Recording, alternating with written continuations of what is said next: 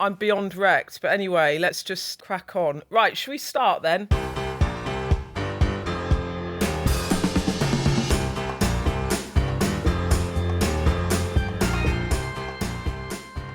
Hello and welcome to Friday's Electoral Dysfunction. It's been a very busy week. Now, the burner phone's been blowing up since the Sky event in Grimsby, and we will be answering some of your questions later. So far this week, I've been to Silverstone, Grimsby, Crewe, and now I'm in Manchester. So I've got quite a lot to tell you. But first, Ruth, where are you? I was in Surrey this morning, then went to London, and then heered back up the train tracks to Scotland to be able to record this today. So I've literally just stepped off a train. But yeah, no, I'm interested to hear all your adventures, Beth. Yeah, it's been a busy week for me, and we are now halfway through this general election campaign. I was just watching Dawn Butler, she's a Labour candidate, her 21 days to go video as she was rapping her way through. We've got 21 days to go, and we do. We're halfway through, ladies, which means we are still without Jess, but she found time between door knocking to send us this. Hi everyone, I'm in my office, literally surrounded by letters and envelopes that lovely volunteers have been stuffing today. Yesterday, a woman gave me some very good tips about how to avoid ironing. I didn't like to tell her because I did want her vote that I don't even own an iron. But it's a long old slog still here, but I'm still missing you all very much. And the person who I have asked to sit in for me today is a grande dame of the Labour movement. And I think that what lots of people don't know about this brilliant woman is what a laugh she is and what a brawler and a fighter she is. She is somebody that when I needed to rail against the world and shout and let off steam, she was always there for us to do that in Westminster. She is an absolute Labour legend, and she will definitely, just as I would, give her opinions in the most forthright manner. Wow. Welcome, Margaret Hodge. Now that's some introduction, isn't it? That is very generous of Jess, indeed. And she's a fantastic woman as well. You know, I sort of feel with people like her in the House of Commons, Beth, and both of you, Ruth, I just feel total confidence in moving on. There's a new group of really powerful, quite strident and determined women who will carry on the feminist flag that we have flown for a while. I'm going to give you a proper introduction in a moment, Margaret, but come on, she's described you as brilliant, a laugh, a brawler and a fighter. I mean, I'd take that. I'd be like, yeah, give me those adjectives. I'm running with them, baby. Okay. Let's just what we're going to talk about in the episode today. First, I'm going to be pulling back the curtain to what went on behind the scenes in Grimsby at the Sky Leaders event. The main parties have launched their manifestos this week, how they're going to pay for their policies. And life after politics, reality TV, what show would suit which politician? We've had a voice note from that. And also, I'm just going to grill Margaret on whether she's going into I'm a Celebrity, Strictly, Great British Bake Off. You can do it all now, Margaret. You're free. Now, remember, do keep WhatsApping us on 07934 200 444 and email us at electoraldysfunction@sky.uk. Now, Margaret, hello. Hi. What did you think about your introduction from Jess? I thought it was incredibly generous, Beth. You know, she's a real asset in Parliament. She is incredibly powerful and will speak her mind. She's not somebody who just takes the line and repeats it. She'll speak her mind, and she's an incredible campaigner and fighter for the things that she passionately believes in, and a lot of them around feminist issues. And she's a great sister. There are some incredible women really coming in on our side who will actually make fantastic ministers if Labour wins the election. And you've been the Labour MP, Margaret, for Barking. You were doing that for 30 years. You were a minister under Blair and then Brown, but you're not standing again. You've decided it's time. Yeah, I mean, if I put it into context, Beth, you'll laugh at this, but the reason I ended up in politics was that I used to do international research. I've got lots of languages because of my background. And in my day, when you had a baby, when I had my first baby, you were expected to give up work, especially for those first 5 years. And I thought all I ever wanted to do was be a mum. And then I did it. And when my first one was 6 weeks old, I rang my sister in floods of tears and said, I can't, this is terrible. All you've got to do is, it's not even worth getting dressed because all you've got to do is pull out the tit every 4 hours to feed the baby. I mean, I was in the Labour Party and I was sort of, working, campaigning and things. And I had a friend who was on the council and a seat came up and she said to me, go for the council, Margaret. It'll keep you sane whilst you're changing nappies. But I always describe politics, I don't know if this resonates with Ruth, I describe politics as a sort of drug. Once you get involved, you have lots of lows, but you have incredible highs. And, it is a wonderful way of trying to respond to people's needs, to try and change the world and make it a better place. And it's very hard to give up. But I've also, I think, managed to shift the world a little bit and make it a little bit of a better place. So it's been great. And I will miss it. I'm going to miss it like mad, but I'm going to do other things. Ruth, is it a drug? Is it like a drug? It is a drug. It is a drug. And you do miss bits of it. And I have to say, I'm having the most incredible FOMO at election time, because elections were always the bit that I loved. But I just want to kind of go back to what Margaret was saying there about the fact that she was basically mother who didn't challenge her enough, so she thought she'd just run a council as well because she's superwoman. But you said something about, I had loads of languages because of my background, because it's so fascinating that you were born in Egypt. Am I right in saying German Jewish parents that had sort of fled? That's kind of you to say. I mean, it was completely made my politics, actually. So, my parents were German.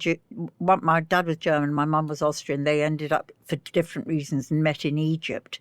And we lost a lot of family. We're Jewish. We lost a lot of family in the Holocaust. And then after the war, when Israel was established, my dad was running a little stockholding company in Egypt. And he had a stone thrown through his the glass of his window of his office. And obviously, and I look back on it, this is 1948. The war was still very sort of present and all that he was scared and he wanted to leave. But he tried to get into an English-speaking country and nobody would have us. The Americans wouldn't have us, the Canadians wouldn't have us, the Australians wouldn't have us. And then the Brits took us. But that immigrant background informed my politics. It made me, believe in fighting racism, which has been a feature. It made me actually believe in equality, and it made me international in my perspective. And if I can say, it's one of the things I found really difficult with the Conservatives, Ruth, is that this sort of anti-immigrant culture, this scapegoating of people who come in from elsewhere. This never used to be our party's position. It never used to be. This is not a traditional Conservative position. And I get angry that there's nobody that's been out making the case for economic growth from greater migration. For all of these Conservative ideals that we're supposed to hold on to, that actually have been built off the idea that you want to attract people to your country that are going to work hard, get on and contribute. We didn't move to Britain out of choice. People don't leave their communities or their families on the whole out of choice. I mean, we moved because of fear of persecution. That's why we moved. And people will move fear of persecution, poverty, maybe global warming. Of course, you want to have a controlled immigration policy. Everybody understands that. But to have this hostility and scapegoating, and we see it worse with Nigel Farage now, and I experienced it with the BNP when they challenged me in Barking in the 2010 general election, to see that culture being encouraged. And one thing I feel, Ruth, I don't know if you agree with this, one of the roles of politicians is that we provide voice. We can lead debates. It's really, there's not a lot we can do. One of the things we can use our voice. And on immigration, we've really, across all political parties, we've failed actually to use our voice in a way that allows migration to be seen as a good for society for all the reasons that you've said. And we've failed really to be welcoming. I mean, my grandfather, who came here in 1938-39, he escaped from Vienna. He was called an enemy alien when he arrived in Britain. And I had experience of discrimination when I was growing up and trying to get a British passport. There's always been a hostile environment. And I think it's a failure of politicians that we haven't provided a more rational and open debate on the issue. And also, immigration is obviously a massive issue in the election, so it was interesting to hear you two talk about it. But look, let's move on to the Sky Leaders event in Grimsby. For those of you who didn't manage to see it, we'll put a link so you can watch it in the show notes for this episode. But to sum it up, it wasn't a head-to-head, it's more of a back-to-back. So I interviewed Keir Starmer for 20 minutes. Then I had an audience Q&A with him for 20 minutes. So then the audience asking questions, and then rinse and repeat. We did the same for Rishi Sunak. And the way we drew lots was the weird spectacle of John Craig with a bag with 2 snooker balls in it, right? On Sophie Ridge's Politics Hub. Where he went, I've got 2 balls, and he picked one out, and I was watching it going, I didn't actually know they're doing this, so I'm watching finding out who I'm going to interview first by John Craig picking a ball out of a bag, and apparently they had to get one of the runners to go to a snooker hall to get a blue and red ball. You just couldn't make it up for this high octane He wasn't offended, event. was he? I just the love John it. Craig's ball bag, live on telly. Can I just say, Beth, I don't want to sound cheesy, but it made me think, bloody hell, do I dare come onto this podcast tonight? Because you were absolutely brilliant. And it was so much better, the format. Oh, thank you. You didn't let them get away with anything. You were just brilliant. Oh, thank you, Margaret. I'll take that. Let's end the podcast now. Okay, we're done. Particularly your opening with Starmer, I thought, oh my God, Beth's really enjoying this. Because I wondered whether you'd be nervous, actually, whether you would get nervous in the same way. Because when I've done sort of big leaders debates, both in Scotland and then when I've done like the big one for Brexit and all the rest of it on the telly, like there is a certain nerves that kick in. And I wondered if you would have the nerves as well. But you had that glint. You had that kind of saucy twinkle in your eye that you sometimes get when you're like, I'm slow playing this. You had a rope-a-dope on the whole kind of trust thing that you opened with, and I was like, oh shit, he doesn't know what's coming. Well, look, we'll go back to the interviews in a bit, but we set the event in Grimsby because Great Grimsby and Cleethorpes is exactly the type of constituency that's going to determine the outcome of the next general election. And we've been reporting from our targets towns all election year, right? We're like at home up in Grimsby. Before we get into the debate, this is a voice note we got from Chris. Could you tell us a little bit more about your differing approach to the 2 leaders and how you decided on your interview technique with them both and what you'd intended it to draw out? What different things were you trying to get from each leader? Thank you very much. Oh, okay. Thank you, Chris. Shall I tell you a bit about how we prepare for it? Do you want to know? Yeah. Yeah, I do want to know. Yeah. And Ruth, actually, let's go back. What you were saying about, was I nervous? About 3 weeks out, when the election was called, I was like, oh, we're going to do that live debate thing. About 2 weeks out from it, every time I thought about it, I had a literal heart palpitation and I had to just put it through my mind. I was like, oh, that's scary. And then about a week out, I was nervous, but we were really prepping. And then by the time I got to do it, it was the day to do it. I was okay because I'd done all the work. Yeah. So yeah, you know when you've got it, don't you? You know when you've not left anything to chance. There was something that you said, because you didn't know I was doing this until very recently because it's all under wraps. But there was something you said when you were talking about when the leaders were preparing for the ITV debate, and you said you train hard, you fight easy. I used that. And then there's another one that Kay Burley told me when I first came into telly, and she said, fail to prepare, prepare to fail. So I took these 2 mottos into this very intense interview prep, and basically you get loads of information and you start to try and work out what's the narrative that you want to tell, what's the thing you want to get to in the interview, and you can throw everything into it, but the actual secret is to look at everything and then distill it down until you have a clear narrative. We sometimes call it, I don't want to sound pretentious, but we call it kind of a narrative arc. So you're taking the viewer on a journey where you start with a question and you kind of conclude with it, and then they work out what they think. And with Starmer, the thing really was how can you trust this guy?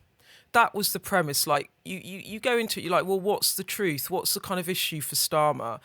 And in a way, and Margaret, you might disagree with it, but part of the issue is that he did all these things when he was trying to become Labour leader, when he was in the shadow cabinet, and then he changed position, and now he's telling voters that these are all the things he's going to do if he becomes Prime Minister. And I guess the question is, yeah, but you said these other things in the past, so can we trust you? You know, what are you about?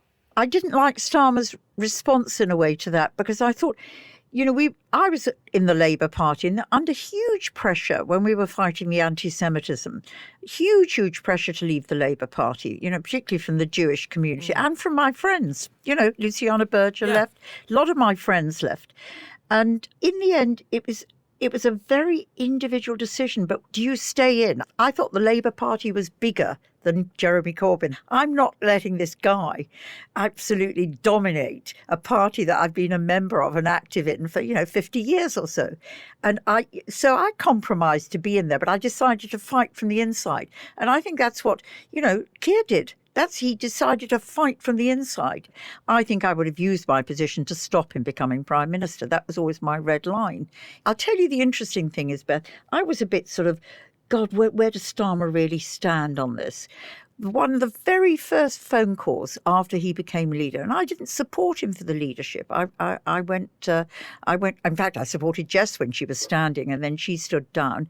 I switched to Lisa Nandy. I wanted a woman leader, but the very first phone call was to me and to Luciana and to Louise Ellman, to all of us, to say that he was going to absolutely focus and ruthlessly eradicate anti-Semitism from the heart of the Labour Party. And he did that.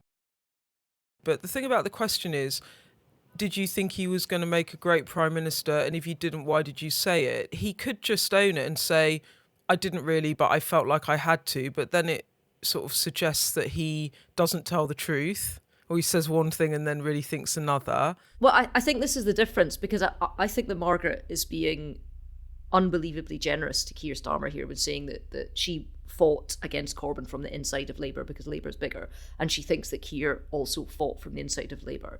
I don't think Keir did when he sat in the shadow cabinet, because he wasn't taking to the airwaves in the same way that Margaret was, or that Jess Phillips was, or that Wes Streeting was, and saying that Labour is not about anti-Semitism, it's about all these different things. And none of the people that were fighting from the inside were standing up on television and saying, I think that Jeremy Corbyn would make a great Prime Minister. That, to me, doesn't sound like he was fighting against Corbyn when he was supporting him in shadow cabinet and saying things like that. So I think there are a million ways that you answer the question in the run up to the 2017 or 2019 elections of will Corbyn make a great Prime Minister, and the way in which you do that is by saying, I want to see a Labour government, blah, blah, blah, blah. You stop it at source. So maybe the way he could have answered it was, look, I said that. I shouldn't have said that. I didn't really think it, but I did want a Labour government. I need to say Jeremy Corbyn would say he was always determined to eliminate all forms of racism. And it was interesting because someone in the audience, I don't think it got picked up on mic. They just went, you're lying. Because I was saying, well, you didn't think you would be a great Prime Minister. You did think, what did you think? What was interesting is when you're doing it in front of a live audience, and I've never done that before. In front of a live audience. You feed off the audience. So it changes how you do the interview because you've got the energy in the room. And often when you're interviewing politicians, they tell you that night is day and black is white, and and when you have an audience and they try and do it, the audience don't let them get away with it, right? But just to summarise, in terms of editorially, what was the sort of threads of the interviews? For Starmer, it was, who are you? Can you trust him? He says he's going to change Britain. What does that actually mean? Because he's got this conundrum about not wanting to raise taxes, but also not wanting to cut spending, right? And this is the truth, that actually he might have to raise some taxes. And that was what I was trying to get to, because they're keeping things on the table, really, even though they are ruling out, and I'm going to say it because they'll be cross if I don't, income tax rises, VAT and national insurance. Okay, I've said it, so don't have a go at me, Labour.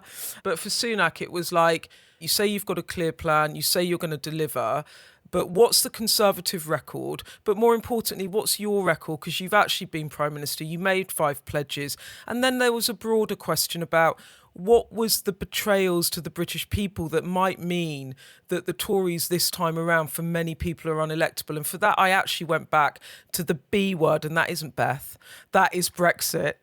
Because if you actually look at immigration and legal migration, when we actually looked at the 3 years up to the EU referendum, and then we looked to the 3 years from 2021, 2022 and 2023, when we completely had control of immigration had more than doubled when we took back control, right? And to me, if you are a voter in Grimsby where 70% of people voted for Brexit, and you hear that is kind of like, well, come on, Rishi Sunak, why am I going to vote you in again, right? So that was the kind of, I wanted to put that argument to him and put that case to him and like mark his homework and get him to argue why the Conservatives and he should get another chance. So they were the sort of editorial premises. And then you have loads of barnacles on your boat, and then you just pick off everything else and you try and keep it quite focused. And it's a bit daunting, because you worry when you do that everyone's going to be cross that you didn't ask this or you didn't ask that. But you just have to decide what you want to uncover in these interviews. In terms of how we prepared for them, we spent a whole week in a room writing interviews, a whole week, right? And there's like 5 of us. It was such a high octane event. Like Sky News have not had their own leaders event in a general election since 2010. So the whole organisation were like, this is a massive deal. And I had to not mess it up, right? So I was very focused on not messing it up. A lot of people were working incredibly hard. And if 200-300 people are working at it, and then in the moment you let them all down, failure's not an option, as Eminem would say. That's an extraordinary. I mean, I'm quite taken aback. I don't know how Ruth is. That that amount of time and energy and thought went into it. That is quite gobsmacking. Yeah. It really is. I mean, I don't know how the leaders. I don't know how, Ruth, you prepared for it. When you're the leader, your job is to not let down all your candidates. All your activists. Mental. The pressure is really big because you're not doing it for you. Like, it doesn't matter if I make a tit of myself on telly. I don't care. It matters if I cost votes, if I cost seats, if I cost people's mortgages, if I could, for every MP that you get elected or who isn't returned, they've got 4 or 5 researchers whose families depend on their wage as well. So the pressure is massive. So we're working on the interviews, then we start rehearsing them. So like I did a rehearsal of Sunak on Wednesday night, and then I did Starmer on Thursday, and then I did 2 more on Friday, then I did 2 more on Saturday. Then I left for Grimsby and I got put in the tunnel, not literally, metaphorically. So then I get put in a tunnel, so I get literally sealed off from everyone else. I actually stayed in a really nice place. It's like a sort of Scandi spa vibe. It's very, very chilled. And then you're in the tunnel, and then you go for rehearsals, and then you're doing it. What do you feel after it? You must feel a bit of adrenaline, all that energy and adrenaline. You get a kind of adrenaline rush, and you do get a sort of feeling of a high. But the night before, I woke up at like 5 a.m, like fully awake, like, oh, I'm doing this thing. And I can feel the adrenaline in my body. So I was like, I'll go for a run. And I was staying at this place, and I went down this track, and it was a little loop, and you go to the main road, and it's a private road. It's like a farm track, and then you run back. So I'm running along with pumping music on, can't hear a thing. And I sort of go, I can't be, right, I'm coming to the end of the road. And I went to turn round, and as I turned, I nearly ran into a moving car. So I nearly got run over. The guy was, I was like, oh, I stopped. Literally, he's put his brakes on and I stopped. And we both looked at each other and he looked really cross with me, as I would have been if I'd been in a car, because I was being a dick runner, which was running with headphones and turning and not looking. But it's because I was on a dirt track. I just did not. I mean, what were the chances of it? So that happened. But the other really funny thing that happened was just before I was about to go on, I realised I hadn't eaten since lunchtime. I was like, shit, I better just have something in me. And there was a packet of Haribos. So I was just like, started eating them. And I was chewing, I was like, oh, something, my filling fell out. Literally 2 minutes before I was going on air. And I was going to say it was a present from Rishi, like, because that's the only naughty thing he does, is going eat on Haribo. about dentistry. I'm like, I'm literally living this on this show live. And I put it, there was a little sort of silver, a cake that you have a Bakewell tart in or something, for some reason. So I just put it in there and gave it to someone. Can you give me that back later? I'll go and see if I can get it stuck back on, if I ever can get a dentist appointment. Beth, one final question. Yes, So Margaret. does the 20 minutes go very quickly? So I always run over in every interview I ever do ever. It's actually a running joke in the office that I say, just one more question. No, but just one more question. And then so I find it very hard to keep to time because I get really into it. And then I've always got another thing I want to ask. But in that situation, you have to give both men equal time. So you cannot run over. You can let it breathe. But then if they make really long answers, you have to interrupt. So, yeah, you have to keep to time. It does go really quickly. But I was so... I knew those interviews inside out. I knew exactly where I wanted to go. I had anticipated all their answers. I really over-prepare. I'm really like a sort of like... I'm a grammar school girl, you see. And I think I was brought up like you just have to like prepare everything and work really hard. I think that's women as well, Beth. I think women always do your that. Job every day you get there, don't you, ladies? But anyway, the thing that I preferred in the whole thing of it was the audience, because I was quite nervous. And then I went to meet the audience with Sarah Jane, who was also presenting with me. And we walked into the room and they were lovely. And they were really excited. And suddenly, because we do telly, I don't think about it. I'm like, this is a really big deal, isn't it? It's a live television show in your town. And we've come and we're bringing the PM and the leader of the opposition. And you're really excited to have a show. And then I just thought, Beth, man, you've got to give them a show. You've got to make them feel like they're involved, they're enjoying it. Give them a performance. And so actually, once I met the audience and we chatted and we had a lovely time in the room with them, then I felt really okay, because I thought the audience are up for it. They're going to enjoy it. And these guys are going to have to sort of like run through their paces by me and the audience. And then the audience Q&A, I loved it, because actually... There was a lady that asked Sunak about the D-Day thing, and I had asked him. She sort of nailed that on him. And then there was another guy that asked Starmer, are you robotic? And it's the sort of question that if you're a journalist, you're never going to ask it as well as a member of the public did. So there was sort of standout moments like that for me. Do you know what was great as well from that was allowing the member of the public to come back at them really made the format work for me. It made it sing. Yeah, well, that's why we did it like that, because that was it. So instead of going, you've got 45 seconds, move on to the next question, each questioner had about 3 minutes. So they could ask the question, get an answer, and I would go back to them and say, you happy with that? You're shaking your head or whatever. And I think it made for much more interesting television. But look, we've got to move on. But before we do, Ruth, who do you think won the debate? What did you think of your man, Rishi Sunak? I'm a big advocate of it's not necessarily all the words that you use, it's what you convey. So it's about body language, it's about openness, it's about, the adjectives that people will say about you, whether you're energetic, whether you're honest, whether you're, all of these things. I thought he looked beaten. Because in the first head-to-head, although he was butting in too much and there was a lot of cross sort of fire and stuff, he was energetic and he was up for it and he was peppy. And my view, his body language and the big takeaway that I took from him was that he looked like he'd just done 10 rounds with Mike Tyson. He looked pretty punch drunk from the campaign. I agree. Whereas I think Starmer was more relaxed than I've seen him before. He smiled more often. I thought, when he gave that answer to the question, what do you fear most? Or you said to him something like that, and he sort of came back, my family. I thought that was a very sort of poignant moment. And I think he came across human. And I agree that Rishi, he was beaten. He was a beaten man.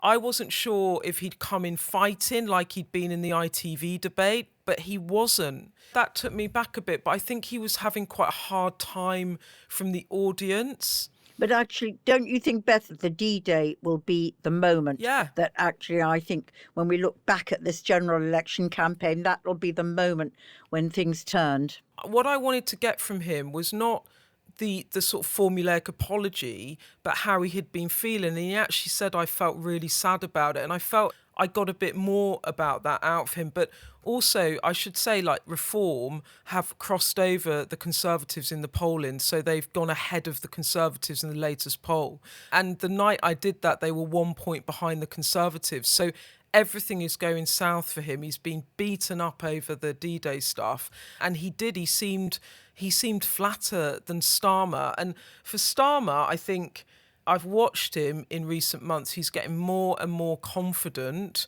as it gets closer and closer to polling day. And the thing that stood out for me, and I pulled him up on it actually, was he was being asked about dentistry. And obviously that resonated with me, with my filling falling out. I was like, oh yeah, don't remind me of that. He said something like, when we are in government, we will do this. And I was like, and I said to him, when you are in government, that's bold. Because every time up to then he'd said, we humbly ask for the votes, or if you would elect us, or we're taking nothing for granted. And I thought, okay, it felt almost like a sort of tipping point for me where Rishi Sunak kind of seemed beaten, like the fight had gone out, had he almost acknowledged it. And Starmer had kind of got a stride, although the audience gave Starmer a hard time as well at times, They did. Well, look, we did a snap poll after the debate and 36% of people thought Sunak won compared with 64% who thought Starmer won.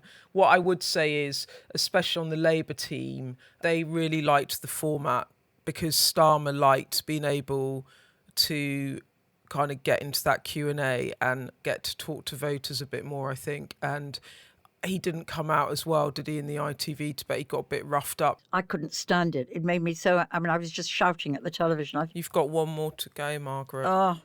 Margaret, you know you're going to tune in. Of course I'm going to tune in. You're a political animal. I told you I'm an addict. I'm an addict. I can't get off politics. Just love it.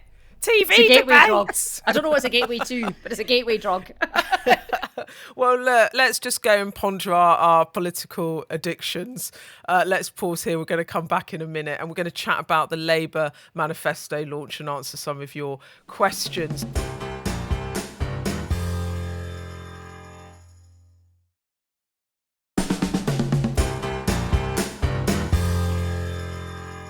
Okay, yesterday we got the Labour manifesto, and exactly as Sir Keir promised, there were no surprises in there except for, I think there's about 33 or 4 pictures of him in the booklet. I went on the Labour bus, because after the launch, he drove the bus to Crewe where he was doing a campaign visit, and we got on the bus and I took the manifesto and I went, there's a lot of you in this. There's a lot of pictures of you. He didn't respond to that, obviously. What would you say? But that's because people have got to get to know him. But do you know what? I also said to him, you were wearing exactly the same outfit for the manifesto launch as it is on the manifesto. And he went, yeah, I rolled my sleeves up twice, like in the picture. I've got the same tie on. I was like, okay, this is all a bit intense. Fine. God, you've actually styled your manifesto launch on exactly the look in the front of the manifesto. I mean, they're taking this stuff. They're taking their shit seriously, Ruth. It sounds like it. Yeah. Anyway, so I spoke to one of his people before and I was like, so any new announcements? They're like, no, absolutely no new policies. I was like, nothing. They're like, nothing new. Beth, can I come in on that? Because you're a journalist, so you're looking for a headline out of something like that. And actually, it wasn't about a short-term headline. That's your job. You've got to go for it. But that's what you're after. Whereas I like the fact that there wasn't anything new. And I think people want that long-term change. The media have got to think, are we just looking for the short-term headline? We don't need it. There's plenty of stuff in there, which is really important, sort of sense of direction and all that sort of stuff. You've got a point. So the sort of 5 missions that Starmer set out for government, and I think he set them out actually in January 2023. He did. That when Sunak did the 5 pledges, Starmer did the missions, and it was kickstarting economic growth, clean energy, taking back our streets, breaking down barriers to opportunities with reforms in childcare, building NHS fit for the future. He's now transferred those into 6 first steps along those themes, right? And you're right, Margaret, because what he is doing is he doesn't want to add anything to what he's already offered. But there is a reason for that, isn't there? Which is, if you compare and contrast what Rishi Sunak did with his manifesto launch on Tuesday, offering £17 billion of tax cuts and eliminating NI, national insurance for the self-employed by the end of the parliament, offering us all more tax cuts, because it's almost like, we call it in journalistic terms, the retail offer. So as you get to an election, what are you actually going to hand people to get them to vote? It's like a transaction. It's like, if you vote for me, I'll protect your pension. If you vote for me, I'll cut your NI. If you vote for me, I'm going to cut your tax bill. Starmer did not do any of that. So the thing we were trying to get to, both in the interview on Wednesday night and then also in the manifesto launch, Ruth, is this. Starmer is ruling out a lot of tax rises, but not refusing blanket ruling out tax rises. So there's some bits, there's fuel duty, there's capital gains tax, there's other wealth taxes, there's council tax revaluation. There's lots of taxes that are not being explicitly ruled out, but take the point, they're ruling out taxes for working people.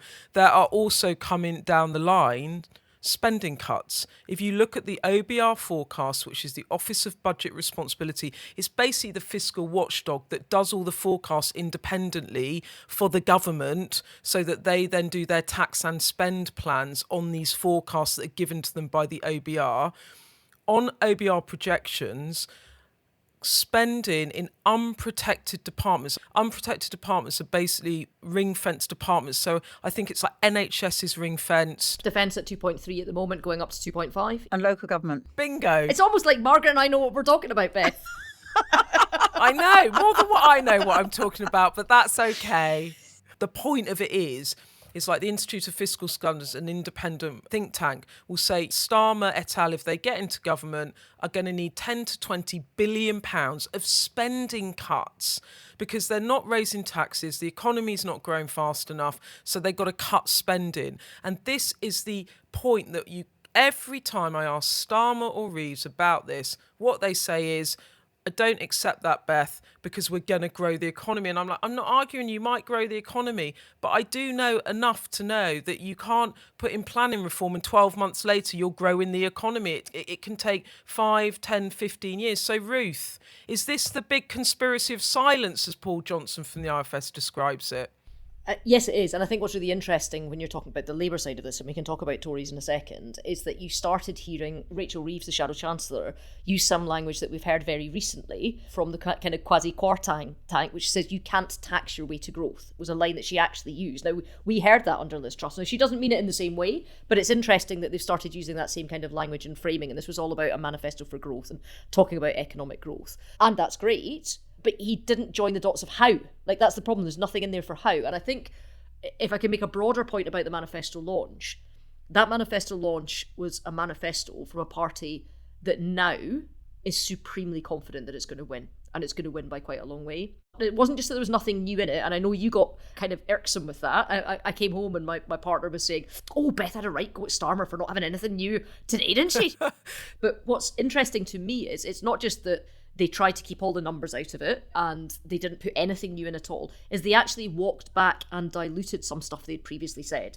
So on stuff like workers' rights, they talked about how they were going to do in the first 100 days, blah, blah, blah. But they'd taken out all the stuff they'd said before about, the right to switch off, so you don't have to have emails at home. In terms of talking about immigration, they were saying it's too much, but they didn't put any numbers in for what they were going to do. They said they were going to get rid of Rwanda and use the money this way.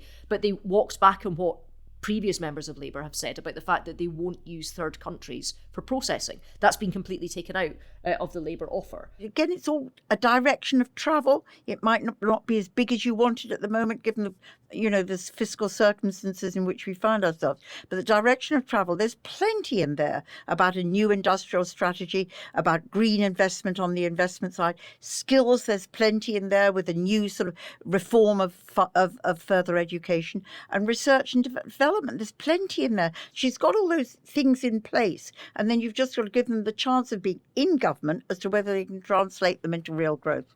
No, I really think that when they come out the other side of a general election, they will raise some taxes, because I don't think that they will have an option. Keir Starmer, I said to him today, are you going to have any austerity? He's like, no, I'm not cutting public services. I ran a public service. Or borrowing. That's the third option that nobody's talking about. Will there be borrowing? Will they break their fiscal rule? That would break the trust. I mean, I feel passionately about the issue about trust, especially after, the Boris era and the lack of trust. The report we got earlier this week about, trust in politicians at an all-time low. And if they come in, and I think they're very, very conscious of this, if they come in having said stuff about fiscal rules and immediately break it, that would be so damaging to trust. I don't think they'd go there. But Margaret, just finally on that, don't you think, though, that part of me pressing Starmer on other different types of tax rises and him looking extremely uncomfortable is Rachel Reeves, probably rightly, is keeping options open so that when she gets in, if she needs to, she will raise certain taxes, not on working people, not on the mass majority. Look, Margaret, come on, you can see a world where she might go, I need to raise capital gains tax, or you can see it. No, I don't think she'll do it early, but I think there is a world in which, we spend a lot, we never talk about. She's done a little bit of this. There are tax loopholes which she could really think about closing. God knows how much that raises, but it's a completely unfair system of taxation that, you can buy a property here and not pay your capital gains or your stamp duty on it. So she might do a bit on that, but I think she's being more honest than you think she is. I really do, but let's wait and see. Margaret, I'm not cynical, I'm sceptical. That's my job. But the thing with Starmer is he's over 20 points ahead in the polls. He's got this long-term plan. He's laid out the steps. He doesn't need to do any more to try and keep the poll lead. And if he announces things, he's just building up risk, because if people don't like it or it backfires for him. And I called him Captain Cautious today, and I think he is Captain Cautious, Margaret. All I can say to you is I never thought he'd be so bold and ruthless in the way that he's reformed the Labour Party. Oh, yeah. He's a ruthless one, isn't he? There's a ruthless, bold bit of him, and it's come out there so far. Let's see what happens when he becomes Prime Minister.